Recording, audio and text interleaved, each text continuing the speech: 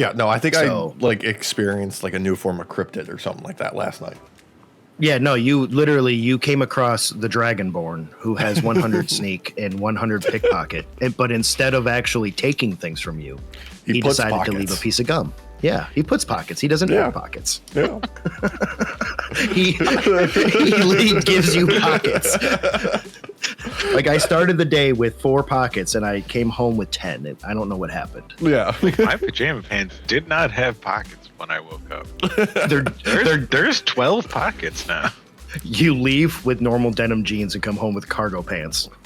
I seriously love, because my obsession with Kingdom Come Deliverance 2 has been all-consuming these past several weeks. I saw somebody posted on the subreddit that their little thing to do is to break into people's homes at night and go through their drawers and repair all their clothing and then put it back. Don't they still get mad because they know stuff has been moved or something? I have no idea, but that's too good. That's hilarious. Yeah. Oh, that would be the best. I also upgraded your lock so no one else could break it.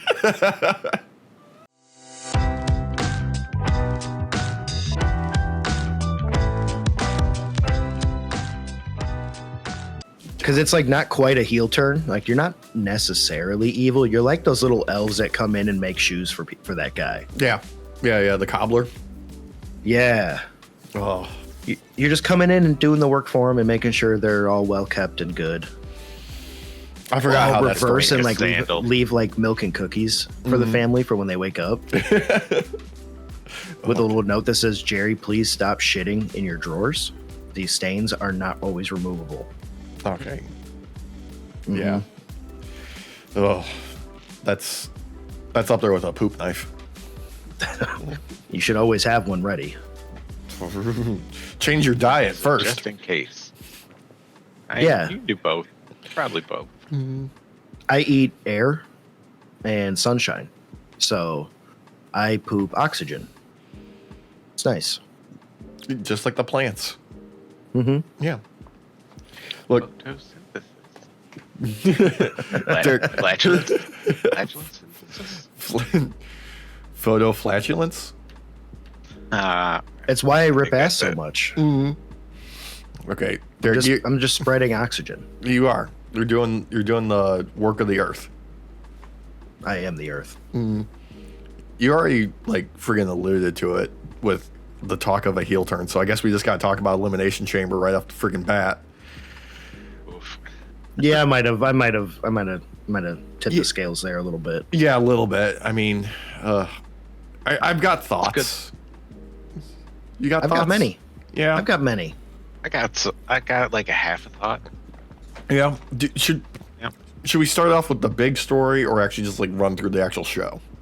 I think we should run through the show personally. Yeah, start at the beginning because there's a lot of. This isn't Daredevil. It's not. I don't only have thoughts about the final stuff. I have thoughts about everything. Okay. So, yeah, we'll get to the big story at the end, but like right off the bat, women's elimination chamber.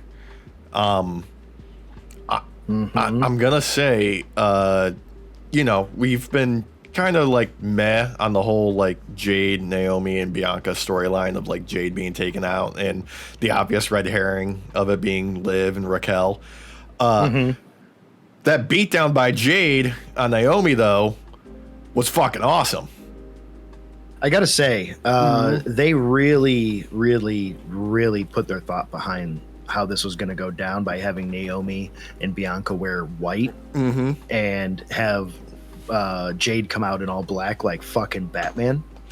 Well, that's also the thing too. Like traditionally when you see wrestlers in all white gear, that is just spotlighting, oh, this is gonna be a bloody fucking match, because nothing looks better than a bunch of blood on all white gear.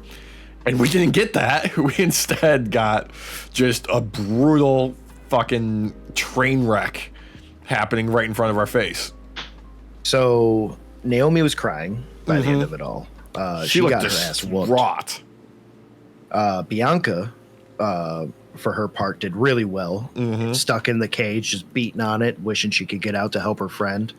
Which begs the question: was Bianca in on it too?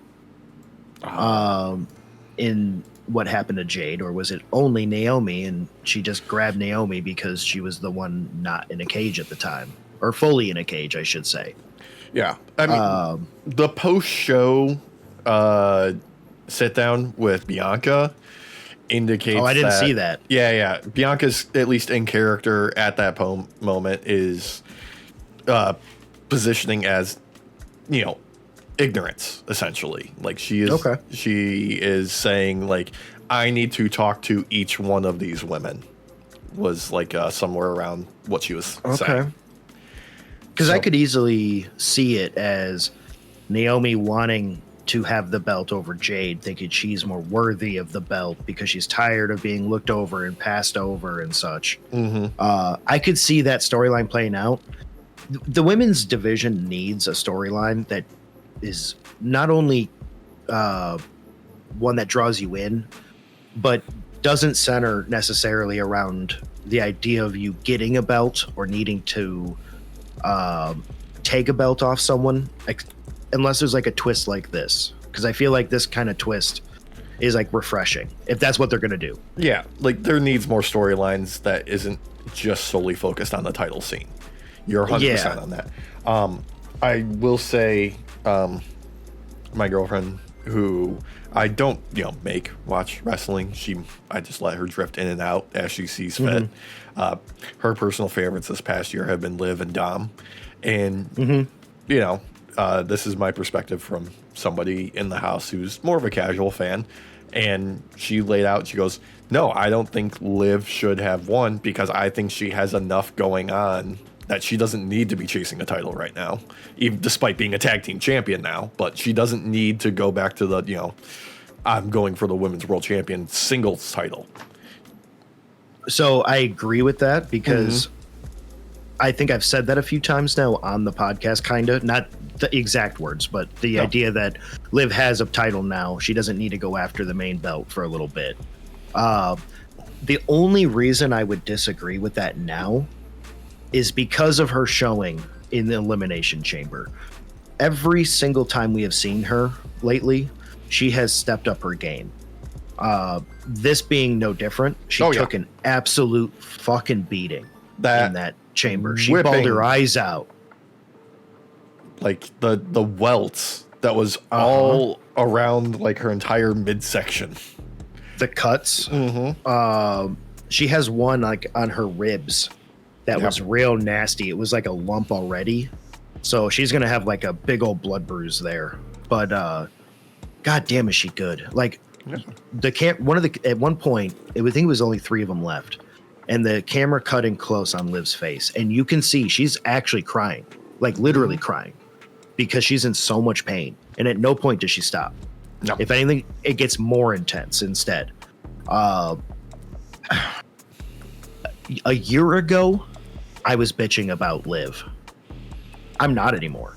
I'm sold. I've been sold for a bit. This just reinforces that for me. This showing was amazing from her. Yeah, 100%. Like, Liv is at that point, like, where we can say, no, she is a solid main eventer for the entire women's division. Like you're saying, like a year ago, I was a little bit higher on her than you, just because, like, I know I've seen the, like, behind the scenes stuff of her putting in the work, like, not just, like, being happy with, okay, whatever they have for me, they have for me. No, I've seen her been putting in the work consistently for years now at this point. And just, it's nice to see it pay off, Like, we always feel great for someone when they put in the work, they get the crowd support, and it pays off like this, Yep. I also got to give a shout out. Thank God they gave Alexa Bliss stuff to do in this match. Right? Okay. I thought it made sense because, like, up until the beatdown, I was still thinking, like, I would like Naomi to win because I've been behind Naomi for a long time. I Liv more than earned a victory in this, but I feel like this was like another time to help push Alexa over, give her a victory. She doesn't have to take the belt at WrestleMania. No. But let her have the victory here at Elimination Chamber, at least. She's been back now for a month and a half. No, not shit with her. Like, what's the point? Yeah, like all they've given her since she's came back was like what a pre-taped promo. I mean, don't get me wrong. She looked great in there with the time that she had. She used every second that she had. She should have been given more. I would even argue she should have been given the victory on this one, just for storytelling wise and to help help catapult her in her return. Yeah. Is there someone she could tag team with to take the tag team belts away from Liv before WrestleMania?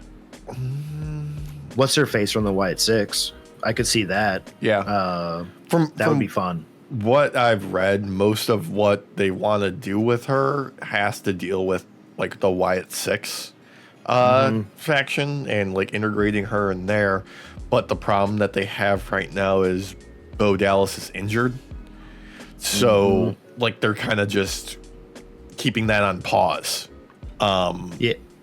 And it's unfortunate because like in the meantime, just like send her out there with a live mic, you know? She's one of the best on the mic in the women's division. Like, yeah. Just let her run. Like give her something else to do for the time being at least. She could literally go for a title run, lose, and then turn to the Wyatt Six when they're coming back and healthy. Like, there's no reason to keep her at bay like this and just kind of like she's back, but she's not back. I don't know. It's really weird, and I'm not happy with it. Yeah. Because like her sister Abigail last night was amazing. Yeah, fucking amazing. Sister Abigail DDT is a nice looking move. You know, dude, it looks so mean. It looks so good. The women's Elimination Chamber match was a great match overall. Yeah. Little rough earlier on, I would say. Yes. I think Roxanne Perez didn't have the best night. She looked like she was really struggling to get in position and to get people into position for a lot of her sequences. Yes, I agree with that. I think she more than made up for it with in-ring antics, though. Oh yeah, absolutely. Like I'm like in the early goings of it. I'm just you know, like they took some time to warm up. You know, I feel like everyone kind of had the jitters in the beginning. A little bit, yeah. Which is fine because I would too. There's always like an awkwardness in the multi-person matches when there's a delayed interaction with, you know, so many people where we have, you know, long sequences where somebody, you know, takes, you know, whatever bump and then they're just sitting there for like 10 minutes for their next cue. Oh yeah. Like it's funny that you would think that Jade's moment would have outshone the women's Elimination Chamber match, but funny enough, it was that kick that Liv took when she was climbing up to meet Bianca at on top of one of the pods. Yeah, and it was a brutal kick, and it was a nasty bump that she took from that, and that was part of what messed her back up and everything. That for me was like one of the big highlights of the night. That was a nasty moment, and she just got back up and kept fucking wrestling. I was like, how are you doing this? She's such a tiny dude. Past year, just straight up. I've been saying this since it happened, and I know there's night shifters that have probably heard me and without writing it down below have been like, God damn it, he's saying it again. Yep. But ever since that damn knee she took from Io, like, bro, she's been on a different level. Just a different level. Yeah, I am super happy about that. But like, I'm not upset with Bianca winning either. Nope. Because same. Like, I'm sorry, you know, Bianca is one of those wrestlers that you can put in any match type with any opponent. She feels like a credible winner. She just does. Well, and not just a winner, but she also is a threat. Yeah. Which you need. You need someone who can actually appear threatening. Like, unfortunately for Charlotte, she doesn't appear threatening against Tiffy in my book. At least not yet. We have time. We do. But she doesn't give off that threatening vibe yet. And maybe it's because she's been gone for a year and a half and just kind of needs to get comfortable on the mic again. I don't know. But Bianca always, no matter what, appears threatening to whoever is a title holder. She doesn't really need to do much other than just show up, and like her physical presence is enough to throw somebody off their game. So I have a theory. This theory hinges on the fact if Bianca does take the belt. Okay. Let's say Bianca does take the belt come WrestleMania. Yeah.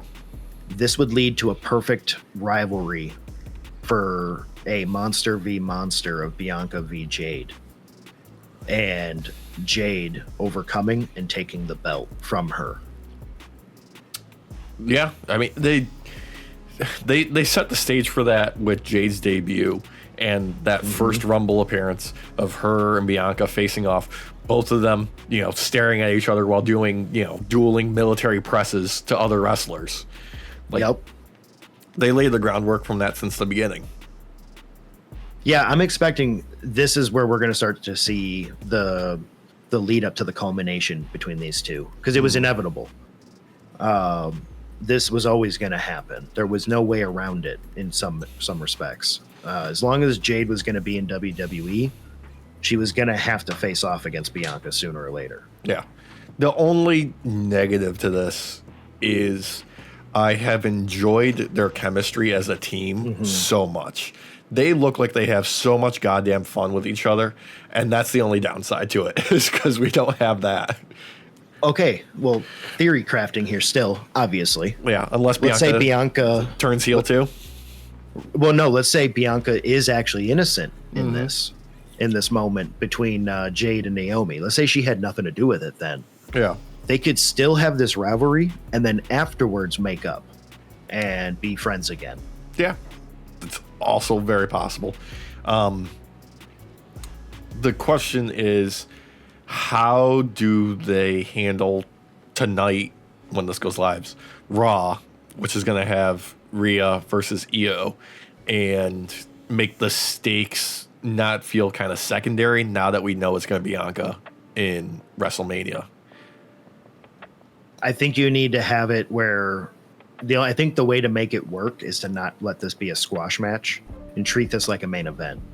It better fucking main event tonight. Yeah, I'm hoping to. It needs to be the main event because it has to have stakes to it. You can't put it anywhere else, and you need to allow them to actually wrestle. You need to give them like 30 minutes. Yeah, like 15 at a minimum. At a minimum. Yeah. This has to feel like Rhea might lose the belt, because we have seen belts be lost like on Raw and such. Yeah. So, and in recent times. So it does happen. I don't think the matchup between Io and Bianca would be as good at WrestleMania necessarily, unless they started hyping it up immediately after Io took the belt off Rhea, if that were to happen. But this needs to be given time to cook.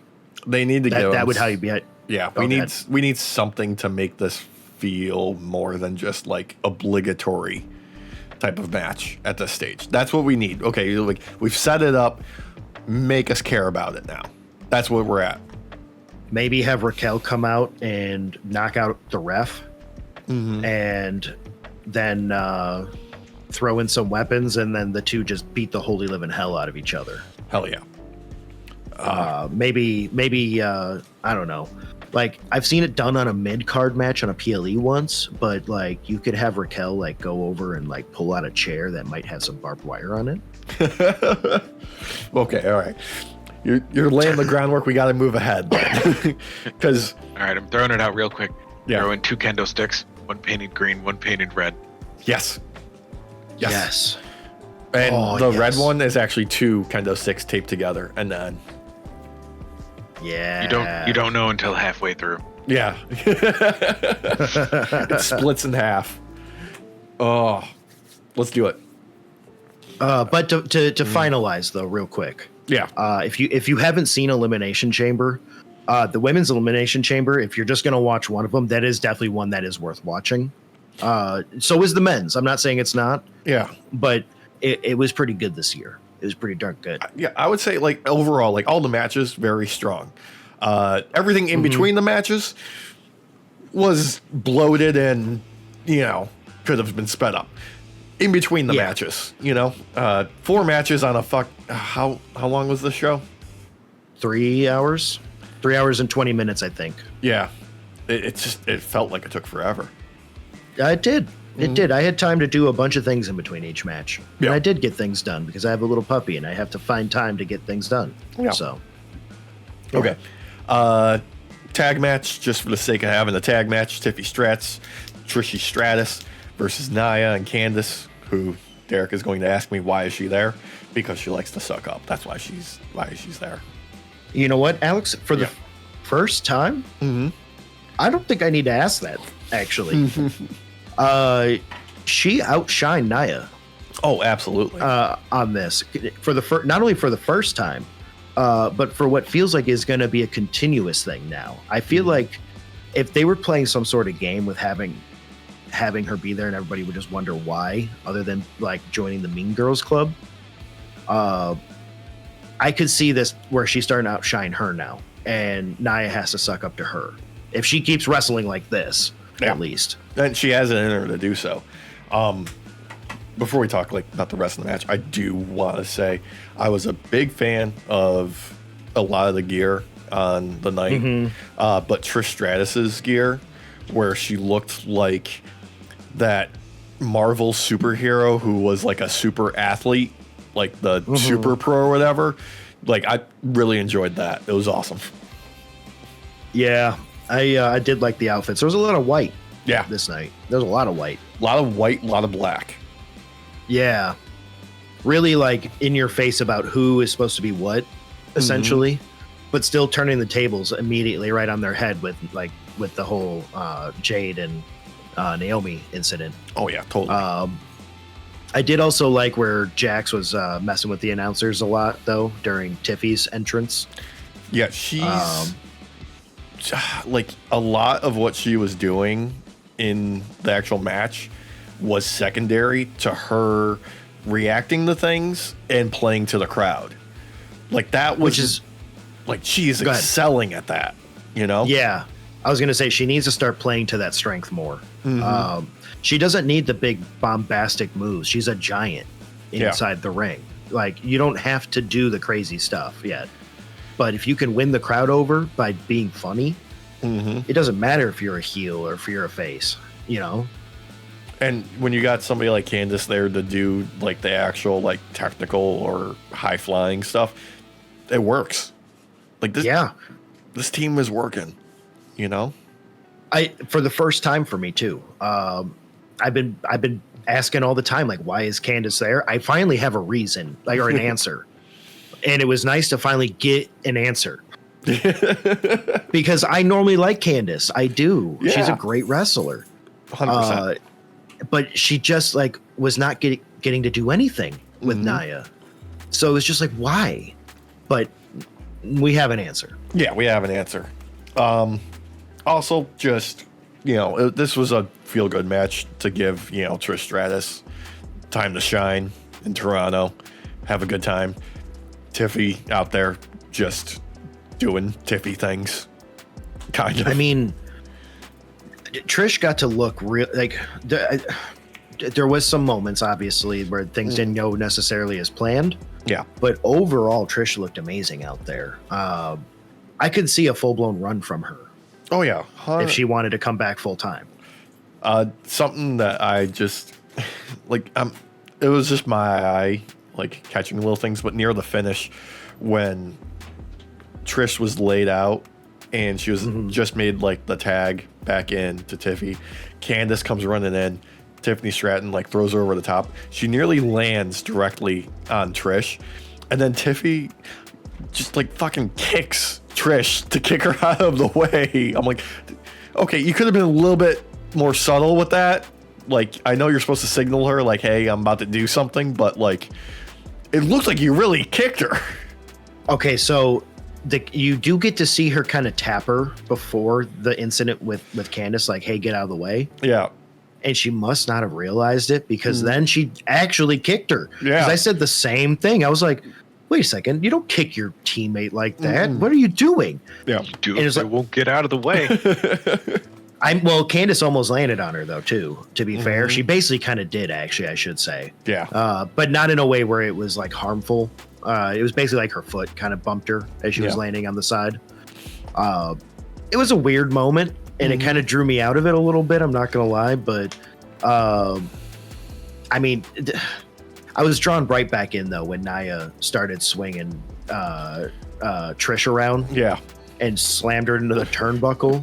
That looked fantastic. Like, the bumps that Trish took throughout this match looked fucking nasty. And I was here for it, actually, because it looked great. She never got to do stuff like this back in the day. She didn't get to have these gnarly matches where she has to take big bumps and stuff to this degree at all times. Like, there was always some sort of bikini contest or something Vince wanted to put on. Yeah, she was trying to wrestle in high heels, and it just wasn't working. Yeah. Like, I want to see a full-blown, like, I want to see a year come out of Trish where she's, like, wrestling all the time, takes one of the belts, and just, like, cements her place forever as the wrestler that she is already. Yeah. No, she's earned it. Dude, for real. Because this was I walked into this match not expecting anything fun. I'm not going to lie to you. Yeah. I have been a little disappointed with how they've treated Tiffy and her reign, because I feel like being mired with this rivalry with Nia has kind of dragged for a little too long until this match. Well, yeah. I mean, you could say, like, the whole, like, lead up to her getting the belt was also a bit of a drag too. Oh, it was. Yeah. They need to give her something else to do in the near future, hopefully sooner. I'm just happy that the payoff of this match was kind of worth it in some ways, because it cements every single one of them in different ways. I feel like this just catapulted them all. Like, it cements Tiffy as a champion. It cements Trish, as a legend. It cements Nia as having some comedy chops. Yeah. And it definitely cemented Candice as a fucking big hitter. So it did something. Like, it, for something that really didn't need to be on this card, it was at least deserving of its spot. It was a great mid-card match. Yep. Not a bathroom break match. Not a bathroom break. No. But next we had the unsanctioned official Kevin Owens versus Sami Zayn. Oh, did this start a bit slow and then just kept building and building and building and building and building until it exploded? I was annoyed with its slow start until it kept going. Yeah. And I was like, oh, okay. All right. You guys are playing the long game. All right. Hard to get a big train moving, but once it gets moving. Yeah, it didn't stop. I liked Pat's little joke about Dominic Mysterio's cameo appearance. Yeah, hitting KO with Dominic Mysterio. Yeah. AKA the trash can. Yeah. So good. I was a real big fan of the back-to-back table spots where there was just random drinks on there and, like, the popcorn. That it's the little touches with things like that just, it brings me joy, because I'm like, oh, look at all that stuff flying. Isn't that fun? There's an explosion on a table. I'm expecting WWE to release a edited video of that moment where they slow-mo where the popcorn flies everywhere. Oh, they're gonna do the padistrator where he's gonna like circle each individual little kernel. Like, is the moment the thing collapses, it just it goes super dude, because it was such a moment, and it happens twice. It happens twice. I love the stacking of the tables. That was fun. That brought me back to Hardy Boy days. Grandma, the entire freaking so grandma watched. Grandma, she doesn't watch wrestling all the time, but she likes to watch the PLEs at least. And the entire time, every time KO would hit Sami, she'd be like, "This is unsanctioned, and he's not medically cleared. Stop hitting him. This shouldn't be happening." And she was sold, literally sold on the fact that Sami should not be in the ring, let alone everything else that happened in this match. So as it kept escalating, her blood pressure just kept going up, and she's freaking out more and more and more. When Sami pulled out the fucking the chair with the barbed wire, she was like, "No, he'll use it against you too. Don't." Oh my God. I wish I would have recorded it. It was so freaking adorable. It was so great. And it was like, because she asked me what unsanctioned meant. And I was like, honestly, I couldn't tell you because that doesn't make sense to me. Because it's on a PLE, so it's sanctioned. And Christina was like, no, it just means basically just think of it as there's no rules. Like they can do whatever they want. They can get away with anything. And I was like, yeah, but just call it that then. Like it makes, I don't know. But Grandma's like, so it can be medically unsafe for him to enter this match. I'm like, well, it's medically unsafe to enter any match if you think about it. Yeah. And Christina's like, no, yes, he can't go into the match. Okay. The doctor said you shouldn't be wrestling. And Grandma's like, well, then he shouldn't be wrestling. Legitimately, like the only difference between any other rules in an unsanctioned match is just the lore of, in kayfabe, WWE is accepting zero liability for whatever happens. That's right. it. No, I know. It's just funny because it has to be sanctioned technically to be done. So yeah, I mean, there's still a fucking ref in the ring. Well, 3 refs at the end of the match, but you know. Yeah. Thought they were going for 4 at one point. Yeah, I gotta say, my key highlights from this was the nasty ass brainbuster to the chair that bent it in half. Yep. And yeah, that was gnarly. My second favorite highlight was Charles Robinson coming out to do the 3 count, only getting 2, and Kevin Owens just decking him immediately afterwards for only counting 2. My favorite moments of the match, absolutely. Oh God, I think one of the gnarliest moments was when KO took the barbed wire to the eye. Yeah. Oh, because I think that was actually a real injury. The drop toe hold to the face into the barbed wire. Yeah. Because that hit him right in the eye. You could see that. One of the pointy parts. Well, pointy. Yeah. Like it's a nub, but you know what I mean. I know exactly. I mean, there was still some, cuts on KO's like back of his arm after hitting that thing. Ooh. I mean, they both took some damage from that thing. Yeah, like this was a match that could only be done by Kevin Owens and Sami Zayn, not because of their history or their reputations, but because these 2 guys know each other so well that they could trust each other doing stupid shit like this. Yeah, the level of trust you would have to be able to be willing to do this is high. Yeah. Otherwise, you'd have to be on some sort of drugs like a Hardy Boy to not care. I'm pretty sure they're clean at the moment. Oh, they are. No, yeah. But they've already hit that point where they have to do these things, so they just have to continue. But back then, though, like, hold on, let me take a Valium real quick, and I'm willing to go through 10 chairs and a few tables. Give me 5 minutes. Get as many tables stacked up as you want. Yeah, I'm just gonna huff this bag real quick. Is he huffing some jankum? Oh yeah. Ooh. Never do jankum. Don't even Google it. Don't even Google it. Don't even Google it. No. It starts with a Q.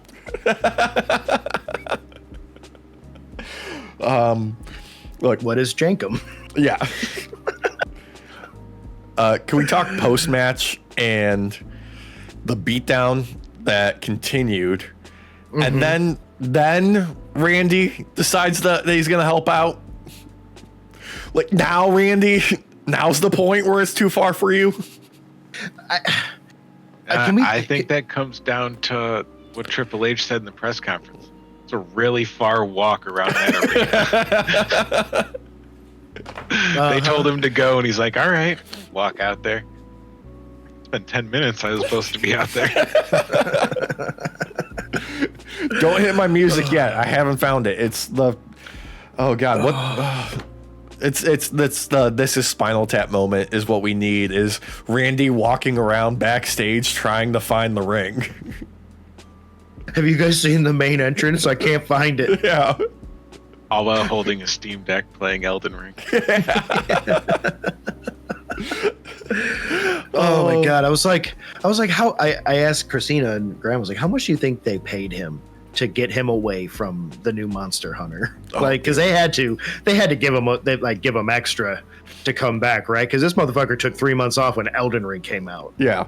I mean, we know at least the devs at Pal World gave their employees the day off on Friday when Monster Hunter dropped because they got a lot of requests for some sick days. You might as well. Yeah. Screw it. Just close the office. Guys, you're not going to be working anyway if you're here. Yeah. That's so good. And this was a great match, though, man. Yeah, this was a great match and also a great moment to once again point out Randy coming back even bigger. And my God, those quads, right? Were they popping off that hard before? I thought they were going to break through his skin as he got up into the ring. The amount of power that is needed to flex those things, man, insane. Yeah. Insane. Dude, Randall Keith Orton does not skip leg day. He does not. Dude, that dude was doing squats with like a house on his back while he was playing Elden Ring while he was gone. Like, for real. Yeah, he's an Elden Lord now. What I love is, like, he comes back, basically really doesn't do shit to KO overall.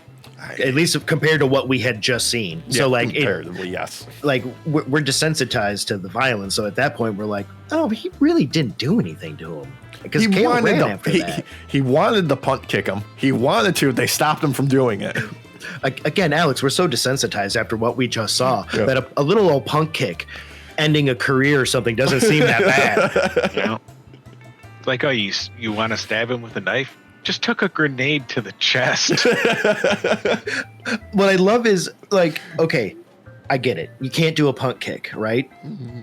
Well, Randy's still fucking Randy Orton, so he has to get the energy out of him because it's all pent up now. Yeah. So he just fucking RKO's everybody. Yeah. Just fucking everybody. Fucking everybody. Hey, wait, I'm not going to RKO you. Let me shake your hand. Psych, RKO.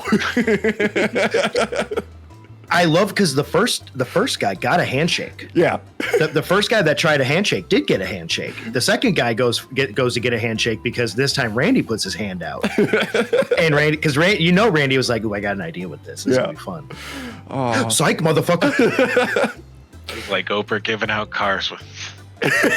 That's exactly it. And you know what? I will pop for it every goddamn time because Randy Orton hitting RKOs is one of the best things in wrestling forever.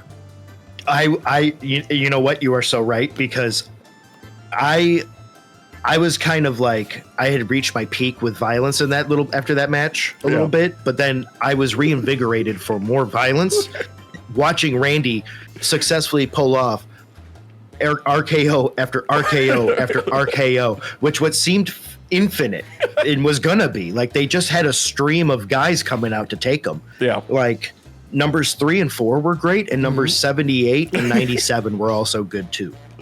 Oh, is that okay? No more violence. Ooh, different type of violence. Yeah, it was so good, dude. I was so happy. And so was Maya. Maya loves violence apparently. So you gotta watch out for that.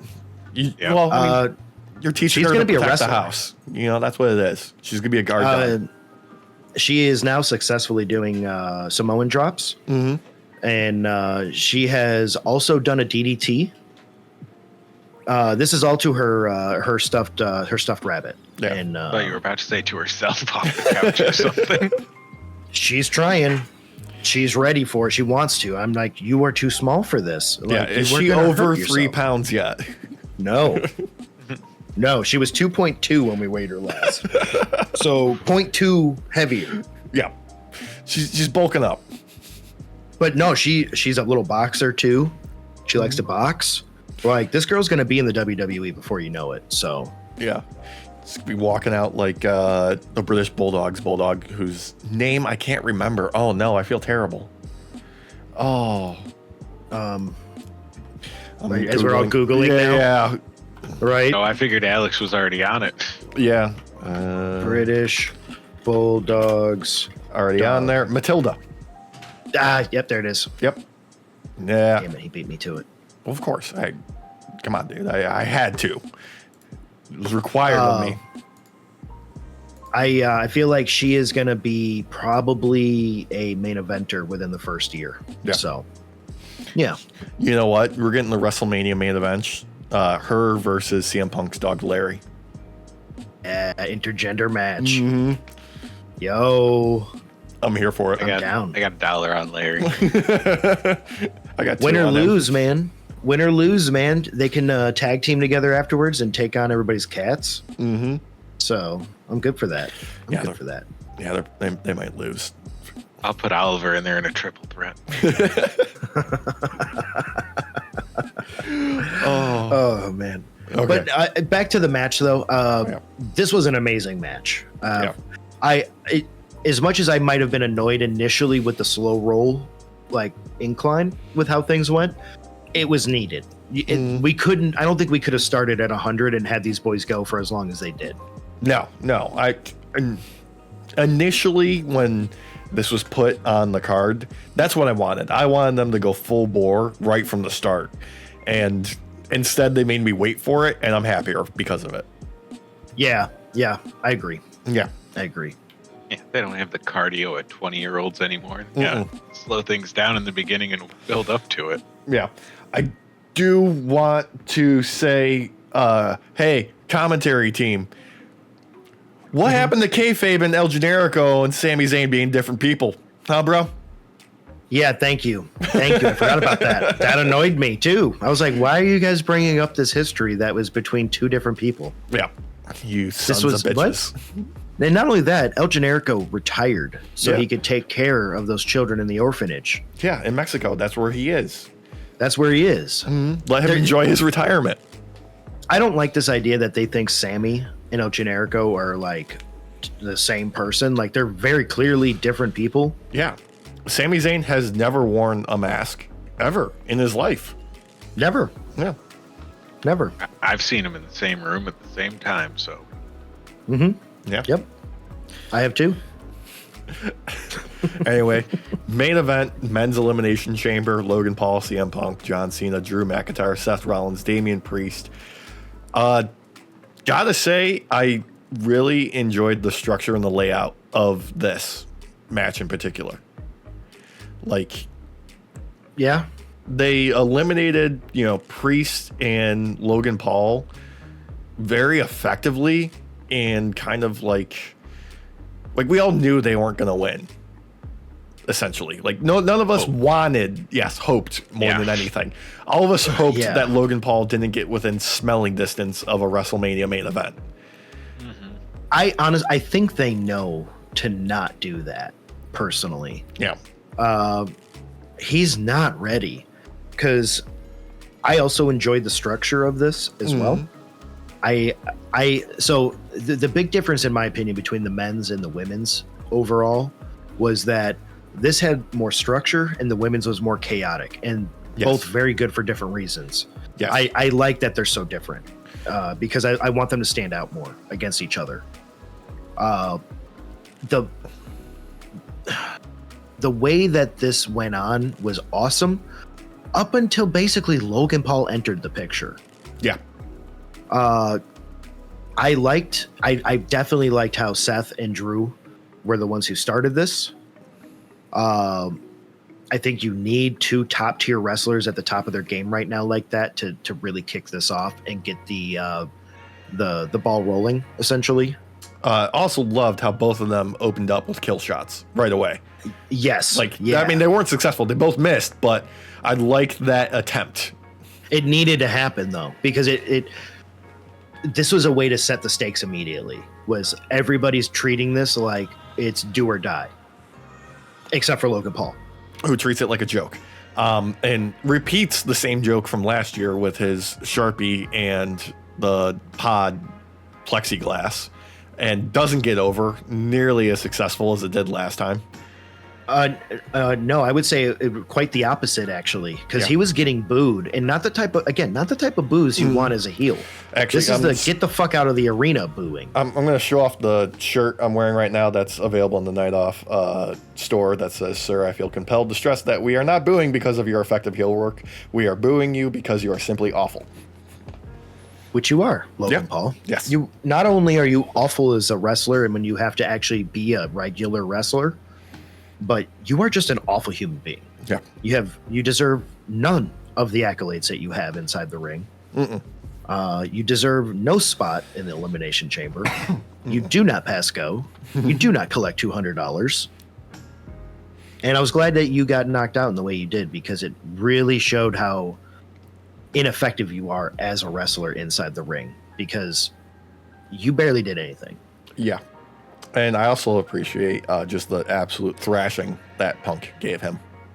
Yes, I love how he tried to egg Punk on, and Punk just mean mugged him the whole time. Didn't fucking care. The only one that got under Punk's skin at all in their entrances was Drew. Yeah, which is good, because I like their rivalry, and I like how it's not over, but it's over in a way where they're not really just interacting at the moment too much. No, it's very much just like that old man hate of like, it's on site regardless, but you are not my main focus right now. Just like, I just hate you in general forever. Which is why the vast majority of the contestants in this Elimination Chamber match worked. Yeah. Because they all kind of have that view of each other for the most part, for different reasons. And all of them kind of hate Punk, except for Cena, who couldn't stop smiling at Punk. Oh my God. How adorable is the clip that's circulating right now of just Cena looking at Punk and being like, "I missed you," and Punk returning with, "I missed you too."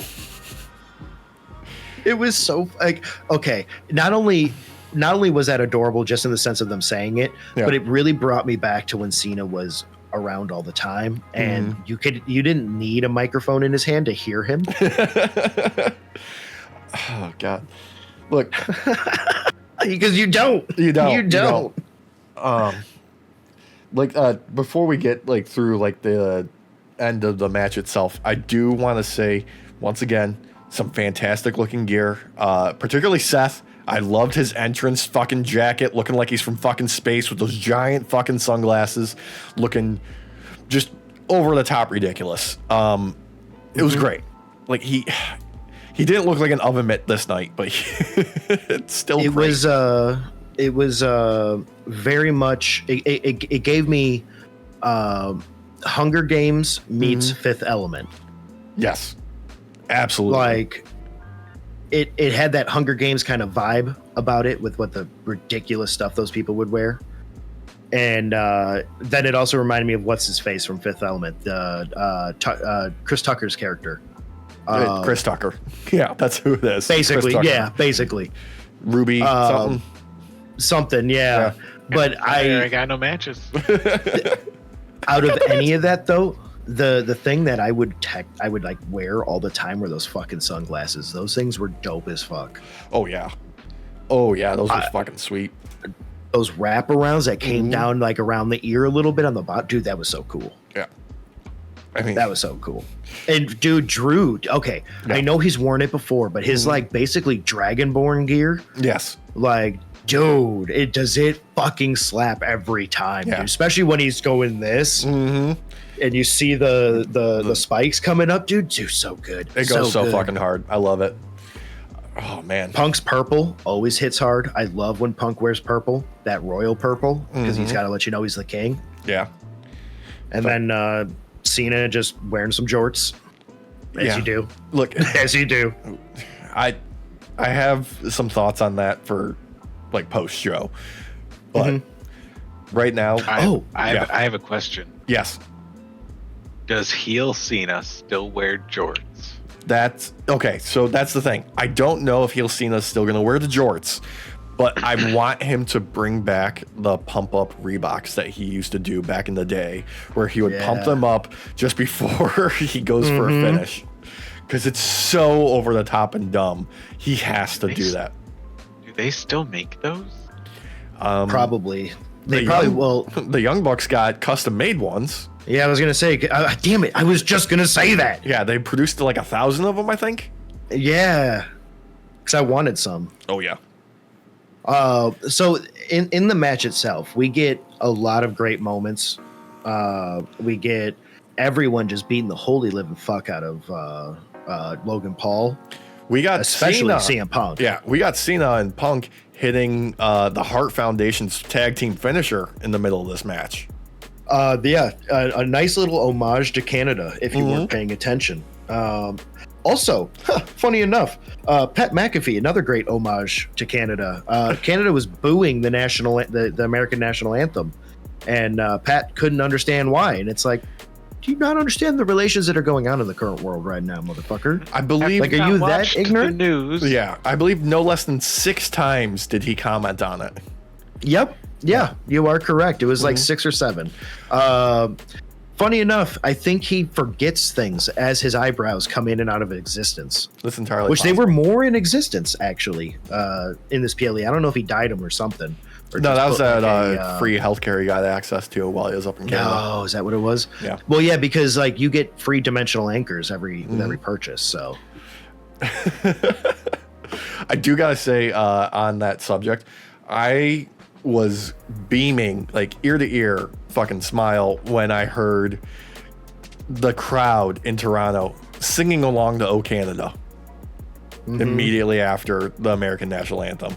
yep, Yeah. it was great. For any of you Canadian listeners, we love you. Yes. And don't change. Continue to lash out against American politics right now because you have every right to, and you should be. Yeah. It's not right. It's Yeah. not right. So, even though there's some real world stuff mixing in with our wrestling, we can live with that. Yeah. Here at Night Off, we support 110 billion% Canada's sovereignty and you know, all of their rights that they have as an independent nation. As you know, I see zero reason to comment any further. Same. Yeah. Canada, if you want to give me dual citizenship, I'd come up. Hell yeah. Yeah. Yeah, we'll come up there. We'll do a show. Dude, we'll do a show. We'll do a live show. Oh, dude. We'll get like 15 people to show up. Hate me. We'll get some poutine. Dude, I love poutine. All Love right. me some poutine. I got it. This is how we get dual citizenship. The 3 of us just move to Canada and we open a poutine restaurant. I'm in. We've got enough restaurant experience to make fries and cheese and gravy. Yeah, between the 3 of us, absolutely. Oh my god, we can do it like every other like fucking hipster place on the planet. Serve it on unconventional plates, have a exposed brick everywhere, buy all of our furniture from Wayfair. Yep. And when that fails, we'll open up a pizza shop. Yeah. We can do that. We can much better. We can All pizza comes with free poutine. Yeah. boys, we can start a sitcom out of this. We can call it 3 Boys in a Pizza Shop. Hey, I've heard that one before.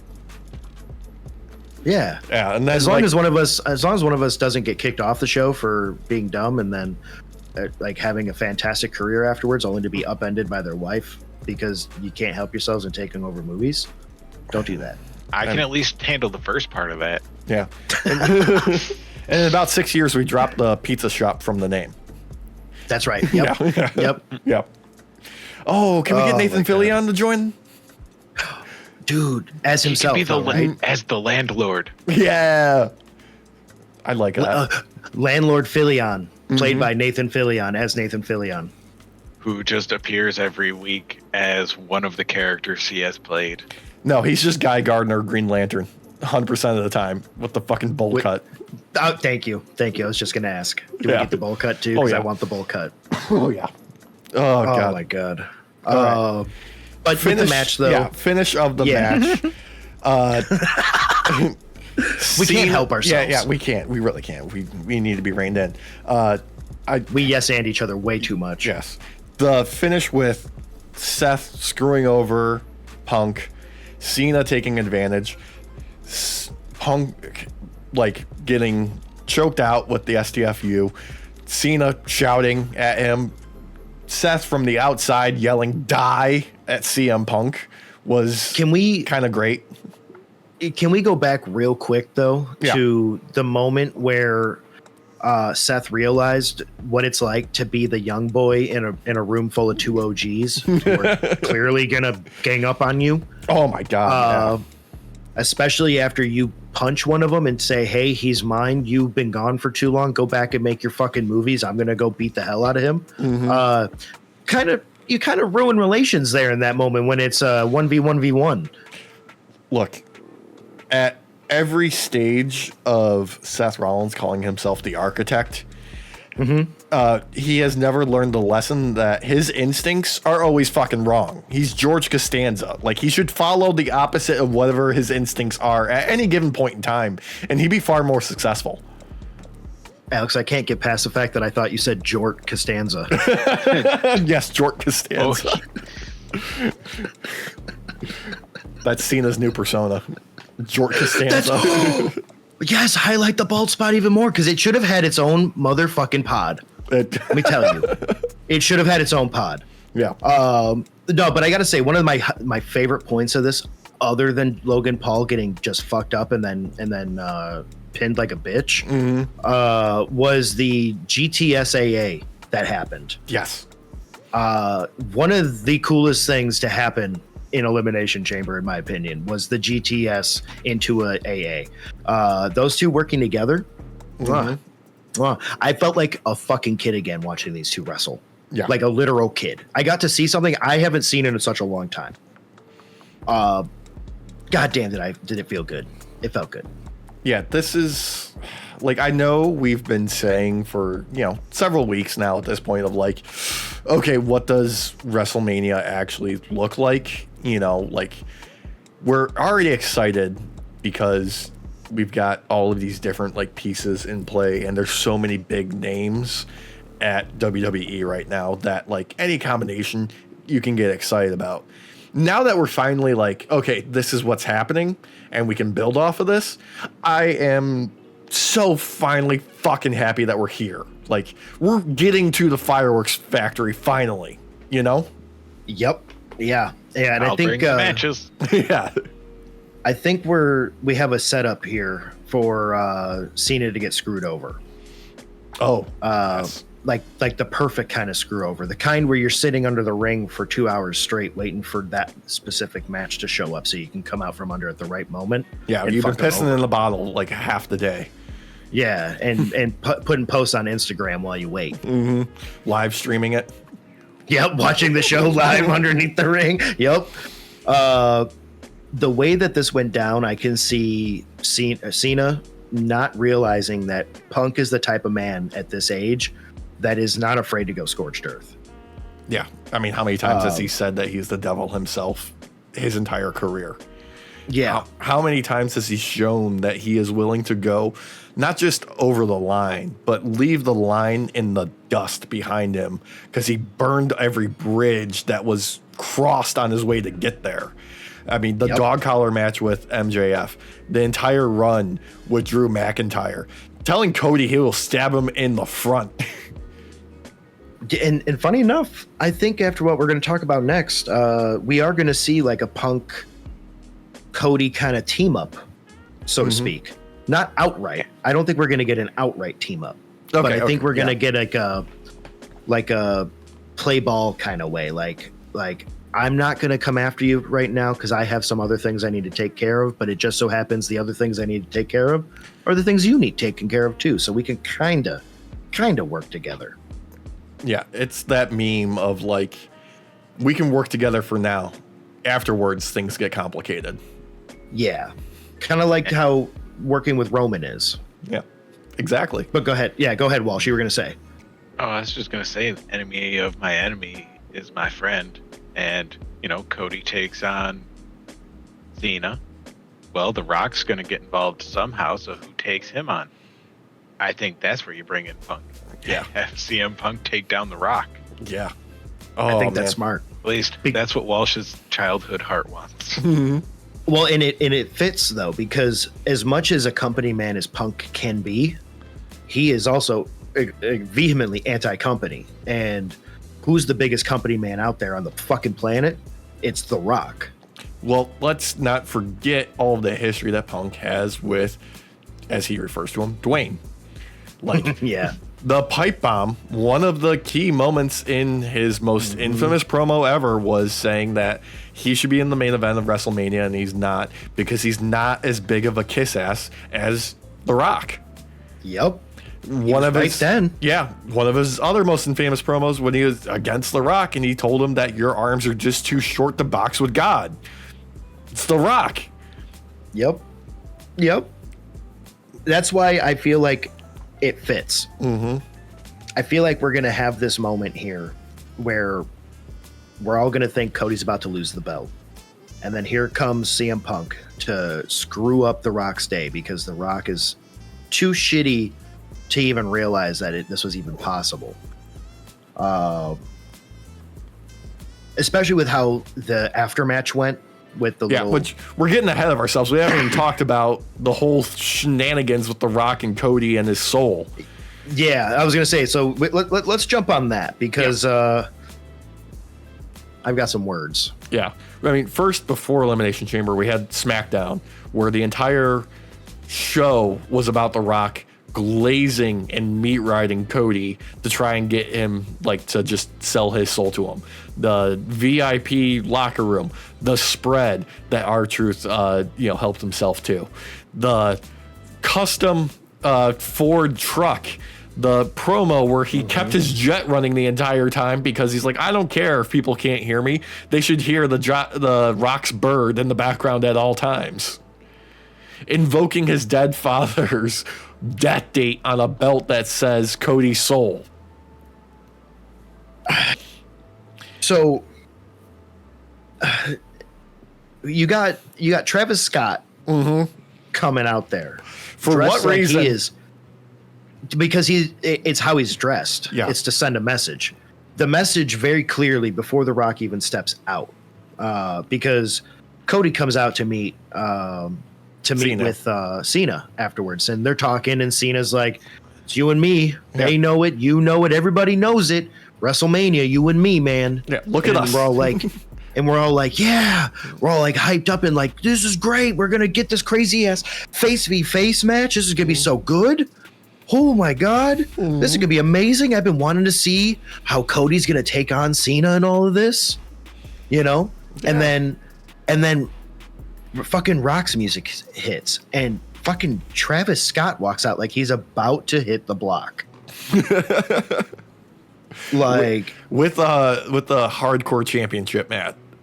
Yeah. Like he's got that, which is anywhere, anytime.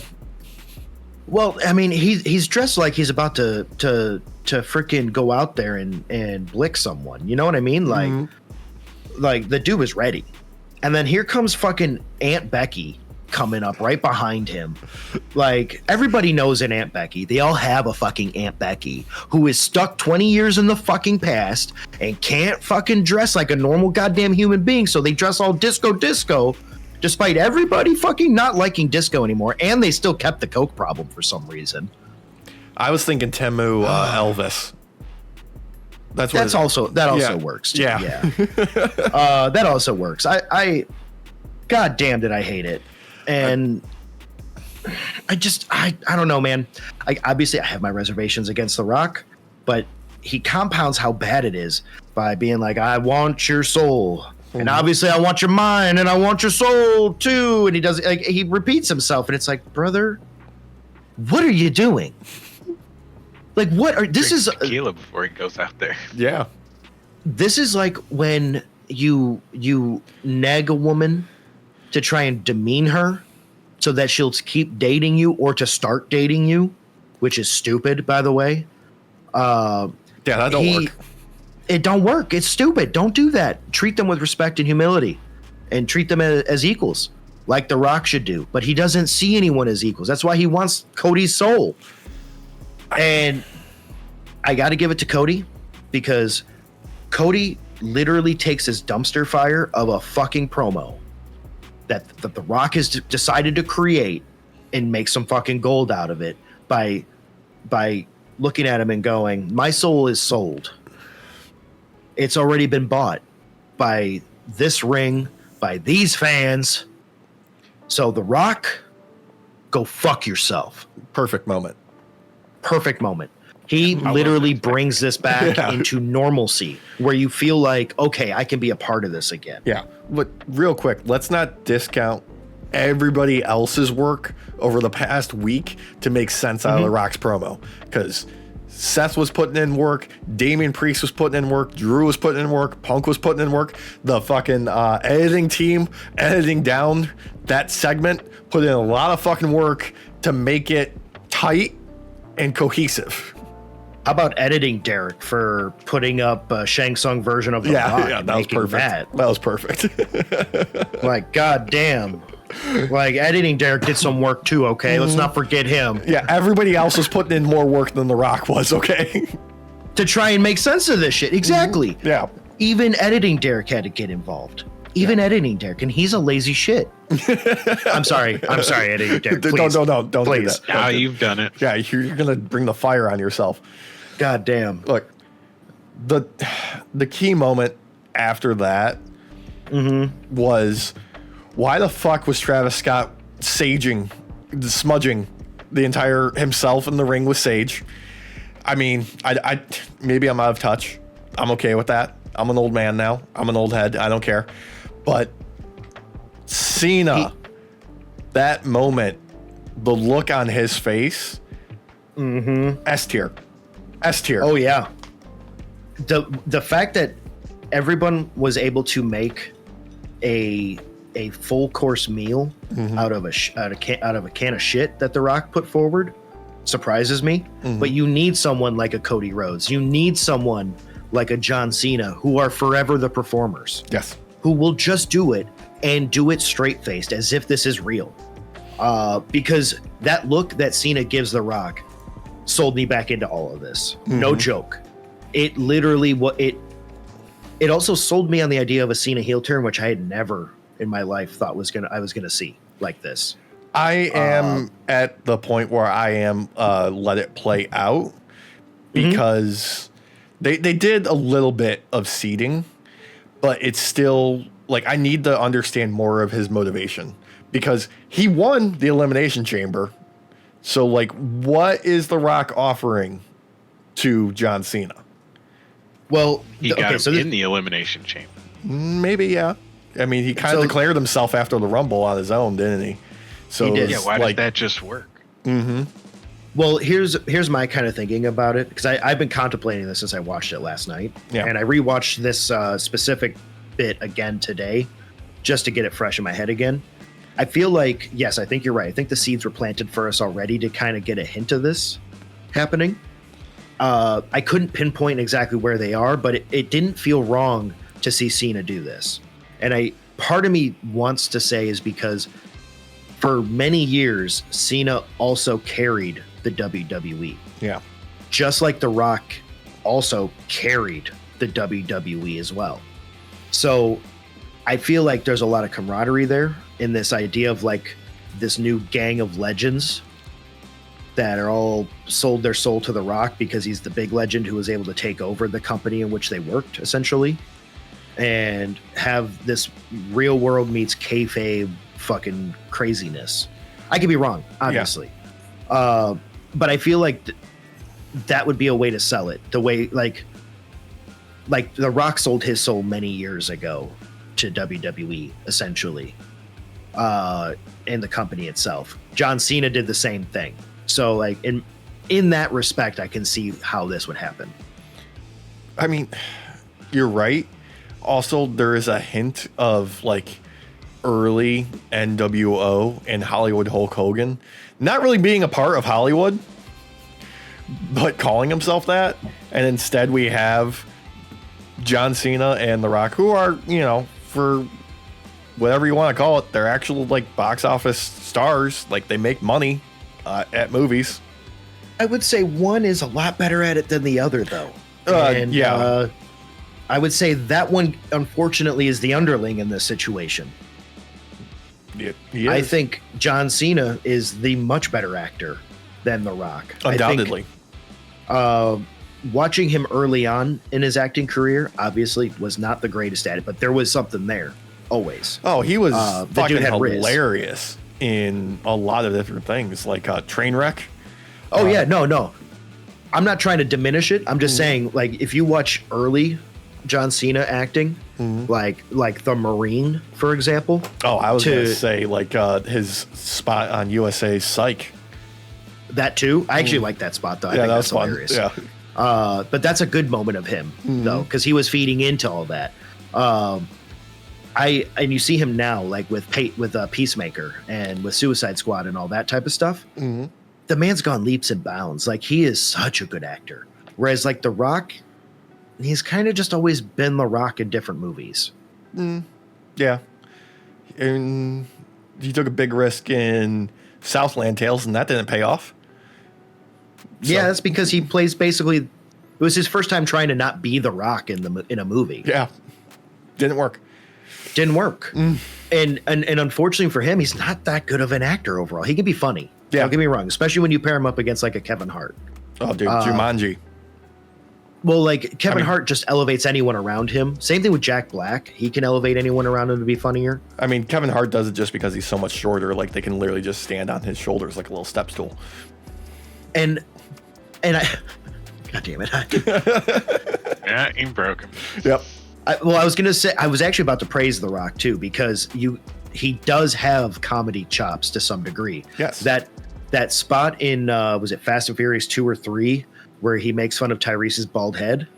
Oh, dude, that was like... That was an ad lib. 4 or 5. Or 4 or 5, whichever one it was. But it was an ad lib, and that's what stayed in the movie. And that was just The Rock doing it, because Luda's fucking spit take was not meant to happen. That just happened because he didn't expect such a funny ass fucking comment to be made. Oh, yeah.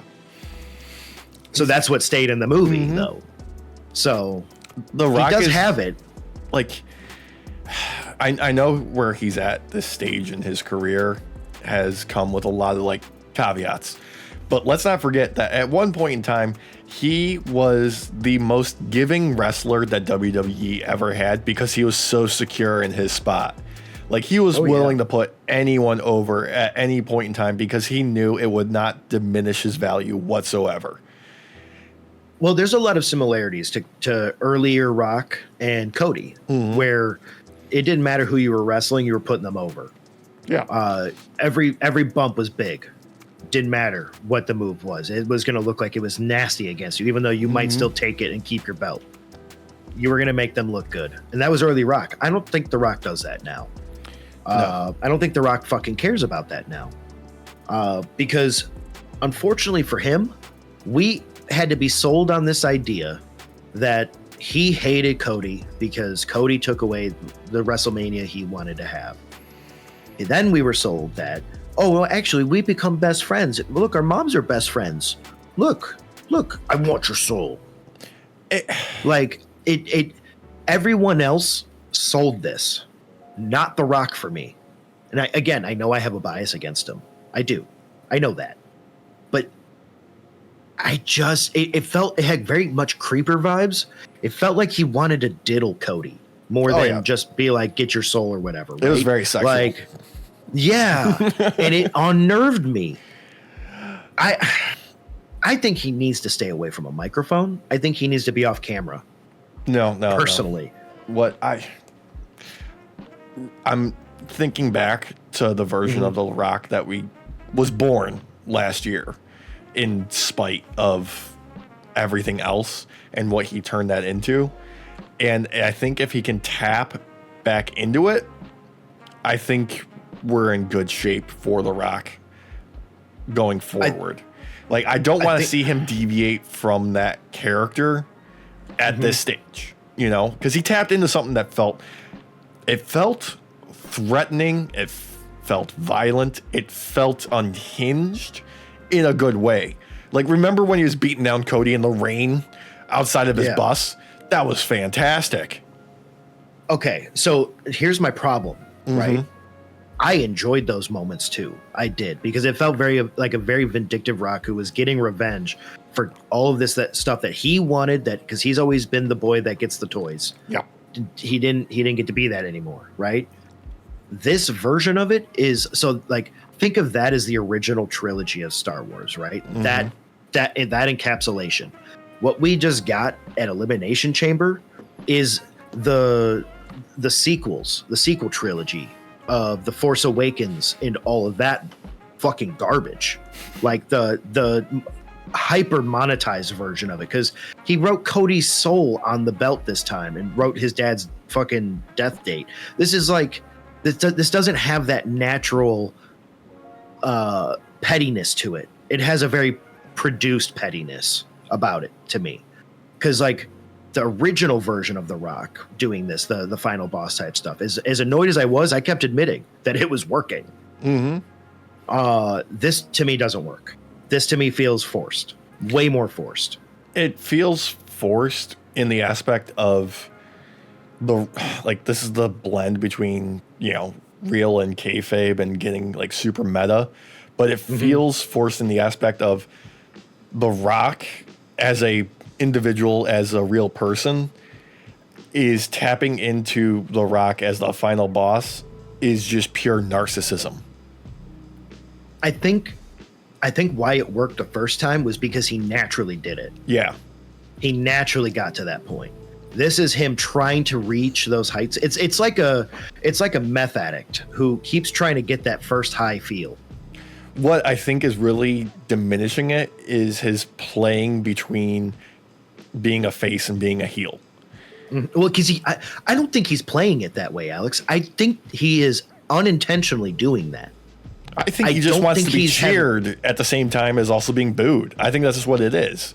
I agree. That's just what it is. Like his ego has been like, no, I also get to make the big announcements and get everybody happy. But then I also, call them a bunch of STD having trailer trash, and I'm going to smack the syphilis off their mouth or whatever he said. I think we agree here, because I think of the same thing. I think it's just he's unintentionally flipping back and forth because his ego can't allow him to be booed. Yeah, I don't think it's on purpose. Yeah, I am 100% of the belief if he just stuck to, I'm going to be the final boss bad guy, it'd be 10 billion times better. If he just stuck to that. Because I would still hate him, but I would still admit that it was working. Just like last year where I hated him then. Like I have for a long time. For the right reasons. Yeah, because it worked. It comes back to that one feels natural. This one does not. Like how the original Star Wars trilogy just felt right to watch and go like to binge, where it doesn't feel right and you feel like you're killing yourself when you go through and watch the new trilogy, the sequel trilogy with The Force Awakens all the way up to whatever the final, I don't even remember. Those three are so bad. They're just so bad. That's the level though. That's the level. Yeah. Hey, at least we got a new season of Andor coming. That's true, and I like his hair. Yeah, it looks fucking sick. But again, though, the sequel trilogy still had its moments, because you have those special moments in the new sequel trilogy that were fun, and those are the people outside of The Rock that are making this work. Yeah, there's a team working. Yeah, and you got the likes of John Cena, who can basically sell you fucking shit wrapped in tinfoil as earrings. Yeah, he could sell a ketchup popsicle to someone with white gloves. Yep. He could sell a bag of sugar to a diabetic.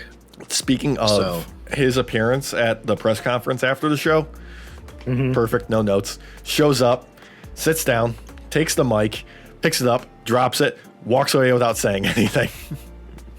Yep, gold star. Yeah. Oh, see, I didn't watch any of this, so this is between you two. I didn't see any of this. Yeah, that's really the only important thing. it was on. It was. Yeah, there was obviously some, Triple H kind of glazing WWE, downplaying how it wasn't a total fucking sellout in Toronto. They did good numbers, but not it won't know 50,000.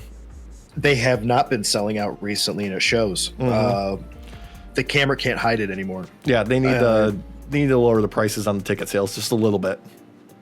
Nosebleed seats aren't even selling. If nosebleed seats aren't selling, they're too much. I mean, there's still tickets available for WrestleMania right now. They can blame it on Jay all they want, but it ain't Jay that's the issue. No, Jay ain't selling nosebleed seats for over $250 before fees. Yep, exactly. The next showing here that I tried to get tickets for, the nosebleed tickets are just shy of 400. But AEW, And it's not even a PLE. Yeah, AEW is coming to Peoria in April. Yep. Yeah. Yeah, I'm looking at going to that one. I'm waiting until the date gets closer because I found that if you message a lot of these contacts for the different federations too soon, you just get forgotten about. Yeah. So I'm gonna 2 weeks is the golden area. Yeah, about 2 weeks before. So I'm gonna message about 2 weeks before and see if I can get any sort of pass to go back and have like a conversation with anyone. Yeah, just be like 30 seconds of Swerve or Prince Nana would be awesome. Oh, dude, if I can get 30 seconds with Swerve, bro. Yeah, dude. Yo, bro. You're gonna get pregnant. I could bring. Oh, dude, what my great Aunt Agnes, right? I used to call her Auntie Agnes growing up because we couldn't say Agnes as kids. She has all of these crazy coats and shit. One of them, it's not an exact copy, obviously, of Prince Nana's jacket of his the Jimmy Rave. Yeah, it's not an exact copy, but it fucking looks similar, just in a different color. It's like a royal purple. I would fucking bring that and be like, do you want a new one? We'll see. Here, where Swerve will not get you yours because of the stakes that are with this. Because everyone, not only in this federation, but in all federations, know the weight of this that Prince Nana wears. Here's a new one, just to hold you over. Now, Derek, there's also a big question post Elimination Chamber that is not being talked about. It's hanging over all of our heads. It's that why, in all of their wisdom, did WWE finally do something right and not mention or show on camera the fact that Drake was in attendance during the show? I was wondering if they were gonna. I was wondering because I kept looking for him. Yeah. I mean, he's an op. If you guys don't know this by now, Drake's one of my ops. The motherfucker was talking to an ex of mine back in the day, so fuck him. Yeah, he's a weirdo, fucking wheelchair fucking Jimmy boy. He can fuck himself. But I was looking for him, and I couldn't see him, so I have to assume he was in one of those box seats that are hidden that you just can't get a view of. I don't believe so because Logan Paul did write OVO on his pod, and he pointed to somebody in the crowd. I know, but they never pointed the camera that way, so I couldn't really get a look over there. Like they never purposely just pointed that way. Yeah, there was only like weird shots that way. Yeah. I have to imagine because of everything going on, they do not want that sort of controversy tied to them because I'm. Goddamn, they did not point out wheelchair Jimmy, or apparently Lil Yachty was also in attendance with him. Yeah, for that reason. Well, because Lil Yachty actually watches wrestling though. Yeah, like he's the actual wrestling fan between the two. So I don't like either of them, but I mean, I'm glad WWE was able to sell some tickets, I guess. Something. Actually, there's been talks from talent at WWE that they were told, y'all are millionaires, we're not comping tickets no more for you. Excuse me? Yeah. Many of us don't get fucking screen time. Fuck you. Yeah. God damn. You know what? You know what? Let's cancel it all like Drake canceled his fucking Anita Max tour. We you know what? We need an Anita Max refund right now. Fuck Eric, this. This is I need a refund. This is going to ruin the tour. The world tour. It's already canceled. It's already canceled. It's already canceled. Motherfucker, and funny enough, right? Quote unquote sold out tour. Oh, I have some prior obligations that I need to do. Motherfucker, this was sold out a year in advance. Well, a year in advance. You're telling me now you have some obligations that have popped up? Fuck you. Possible court. Fucking. Maybe some court dates. Maybe he just got tired of the people buying tickets to his shows just to bring signs to beg him for money. I've been seeing that. Yeah. Dude, he's getting more signs at a WWE show. Like, Yeah. what the fuck? Please pay off And my he's walking- college student loans. Motherfucker's walking out there with this fucking hoodie that has like 20 shots in it and has smoke coming out of him like he's been shot 20 times because he had like 20 different motherfuckers coming up on him, right?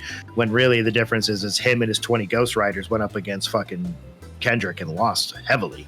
He's a little bitch. Yeah, I'm glad they didn't show him on TV. Yeah. He got bitch slapped like Travis Scott slapped Cody Rhodes when he was laying out in the ring. He got Too soon. yo. Oh man. It was too soon though. You are right. Yeah. Our boy got a beat down. He did. There's God. Thank you for bringing it back full circle. Yeah, had to bring it back. There's one person I am more concerned about than anybody, and I really hope somebody's checking in on him. But please, somebody make sure R-Truth is okay. Yeah, he was crashing out. Yeah. I saw that. He was crashing out hard, and I feel for him. Yeah. I feel for him. It's you never meet your heroes. You know what? You never meet your heroes. Oh, I'm like worried. I don't have the rose-covered glasses when I end up meeting CM Punk inevitably because it's going to happen. It's not like an if, it's a when. Yeah. I know he's going to be an asshole to me. I know that. No, he's don't on have his best behavior these days.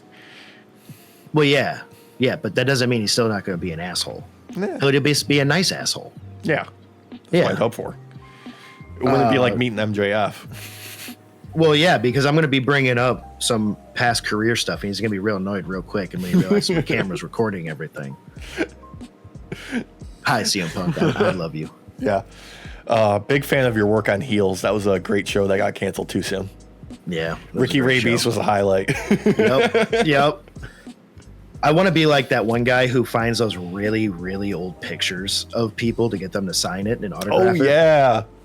Yeah, I want to bring in like fucking CM Punk's fucking like 6th grade like fucking school picture and be like, hey, can you sign this for me? From his yearbook. Yeah. Oh, bring the yearbook. Yeah. Oh, that'd And be have great. him sign. Oh, yeah. And have him give me have him write a note in there. And when he just writes his name, it'd be like, huh, no like congratulations or have a happy summer. Like no nothing. Yeah. Nothing. Not even nothing. Can't Nothing? Yeah. Can't just. I mean, you might as well not even have signed it. Yeah. Like not even like, hey, we shared calculus. I sat, 2 chairs behind you. You Remember Delta X? remember we would pass our papers up front to turn them in, and you would cheat off of mine right before passing it up. Yeah. Come on. Nothing. Jeez, Nothing? Phil. Come on. We had a locker next to each other for 4 years. Nothing. Oh, look, I know we've spent like the entire episode talking about, Elimination Chamber, rightfully so. Big Yes. night, big momentous night of the year. I do want to stop real quick, highlight Dynamite. Opening segment, Hangman Page, just being the best in the fucking business. Showing up with the Longhorns on the Rivian, pulling up to the show, tossing his keys to, I forgot who it was. It's a indie wrestler, Zicky something. Dude fucking fumbles him and, topples over himself. Goes out to the ring, not changing in the ring gear, just taking off his jacket, his shirt, posting thirst traps for all the, thirsty ladies and boys that love their millennial cowboys. Beating the shit out of Aaron Solo to get interrupted by MJF, having an all-timer with that face down again, cutting back to Christopher Daniels, beaten and bloody and a mess, even opening up more because the camera's a little bit early on him. Just, yeah, fucking top tier shit. I mean, it was a great promo spot as well. MJF is such a piece of shit, and it's great. Such a piece of shit. More fantastic action of Swerve and Ricochet heating things up ahead of their match, which now has the added stakes of they get number 1 contender at the world title. Love that bit. I want to see Swerve strapped up again in the near future. Get this off of fucking Moxley sooner rather than later. Please. Yeah. I'm not. They've been doing better the past couple of weeks with it, but I'm still tired of it. Yep. Yep. Same here. I wish I wasn't. I wish they were constantly upping the stakes in the right way, but yeah, it's just not working for me. Yeah. It hasn't been for a while. No. But most importantly, OC and Takeshita going out there and just wrestling a fucking banger of a match. My God, it don't get better than this. And it doesn't show more than anything else in history that Konosuke Takeshita is him. Like, he is the guy. He is the fucking man. Yeah, Carmelo needs to take some notes. Yeah, he needs to take fucking notes. Because this is how you've put on a fucking performance. Jesus, this is how you do it. Yeah. This was a great fucking match. And a great match to play off of this promo work that was just done too. Like, we needed that. We needed this. Like, we absolutely needed this. And, God, fucking Revolution is going to drain every ounce of energy out of my body. I already know it. It's going to happen. I'm going to be too excited. Too much going on. But there's going to be so much blood. Yeah, that's for later on. that's coming up. We'll have plenty of thoughts about that after the fact, but that's going to do it for us this week on this episode of the podcast. Thank you so much for joining us. Take a breath, take a nap, rewatch some of the clues that were laid out for John Cena's fucking heel turn of the century that we finally got on his last run. I'm sorry, Stu, that he let you down. Can you put down in the comments below why you think John Cena's bald spot deserved its own pod in Elimination Chamber? Does John Cena now shave his head finally because he turned heel? No, he can't. He can't shave it himself. No. He's got to lose it in a hair match. Oh my God! And you know who we need? We need to bring back Kurt Angle. He's got to take a swing at Kurt Angle. He's got to take a swing at Kurt Angle. Special guest referee. Yes. Yes. Oh, him versus Seth because of how everything went down in Elimination Chamber. Yes. A hair match. Yes. And Seth will make the joke that, well, you're not betting that much. There's not much on the line for you. Yes. I love it. Like, comment, share, subscribe, do all that stuff. We'll see you next week. The only thing left to do, let's say goodnight to the shifters, boys. Good night, everybody. Buenas noches, night shift. Yeah. John Cena sucks.